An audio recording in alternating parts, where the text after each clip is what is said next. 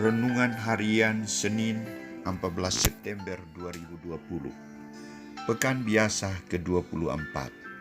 Pesta Salib Suci. Kemegahan salib Putra Manusia harus ditinggikan. Bacaan pertama diambil dari kitab Bilangan bab 21 ayat 4-9. Bacaan kedua dari surat Paulus kepada jemaat di Filipi bab 2 ayat 6-11, dan bacaan Injil dari Injil Yohanes bab 3 ayat 13-17.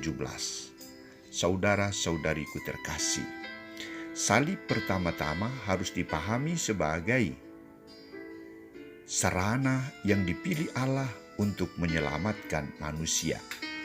3 bacaan hari ini mengajak kita sekalian untuk merenungkan misteri salib dalam hidup kita.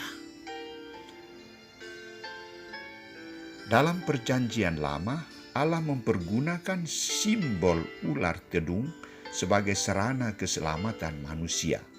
Ketika bangsa Israel memberontak melawan Allah di padang gurun, Allah membalas tindakan mereka dengan hukuman mati. Ia mendatangkan ular-ular berbisa untuk memungut mereka sehingga banyak dari antara mereka yang mati. Namun atas pertobatan mereka dan doa dari Musa, Allah dapat memberikan pembebasan kepada mereka. Namun syaratnya adalah, buatlah ular tedung dan taruhlah pada sebuah tiang. Maka setiap orang yang terpagut, jika ia melihat ular itu, ia akan tetap hidup. Ular tedung yang membawa kematian oleh Tuhan dijadikan sebagai alat kehidupan, sarana keselamatan.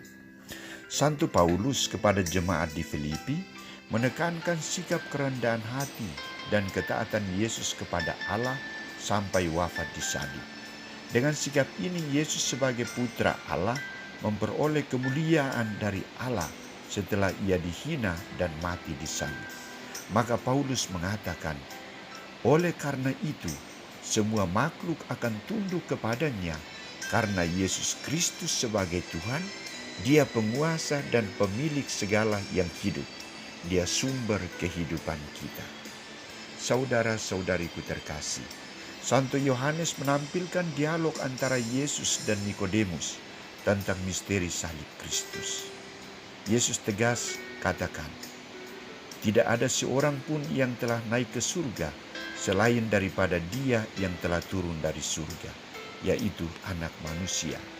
Dan Anak Manusia harus ditinggikan supaya setiap orang yang percaya kepadanya beroleh hidup yang kekal. Di sini Yesus Kristus menyebut dirinya sebagai pribadi yang ditinggikan di salib dan dimuliakan dalam kerajaan surga. Di samping itu juga ia menyebutkan syarat untuk memperoleh keselamatan dan kehidupan, yakni orang harus percaya dan memandang salibnya. Yesus menyebutkan misteri salib dan kemuliaan sebagai sesuatu yang sangat erat hubungannya satu dengan yang lain.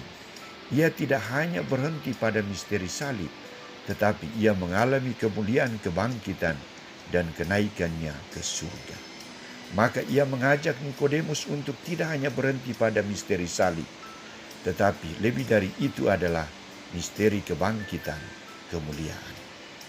Karena melalui kebangkitan dan kemuliaan Yesus Kristus, semua manusia yang percaya kepadanya akan memperoleh kehidupan kekal.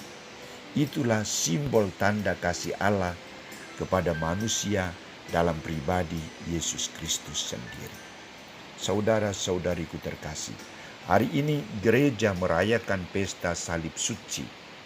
Dalam pesta ini, kita bukan diarahkan untuk merenungkan misteri sengsara dan wafat Yesus, tetapi kita diarahkan untuk lebih dalam mengalami dan memandang salib sebagai sarana keselamatan kita.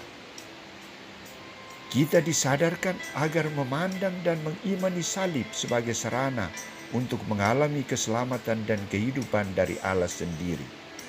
Jadi, salib bagi kita bukan sesuatu yang menakutkan, bukan sesuatu beban yang akan membinasakan kita. Salib juga bukan tujuan akhir hidup kita. Masih ada yang lebih penting dari itu, yakni misteri kebangkitan dan kemuliaan. Semoga kita tidak takut memikul salib hidup kita masing-masing, tidak takut menjalankan tugas dan tanggung jawab yang diserahkan kepada kita, tidak takut memberikan kesaksian tentang salib Kristus. Ingat, tiada kebahagiaan, tiada kebangkitan tanpa salib, tiada mahkota tanpa salib. Semoga. Amin.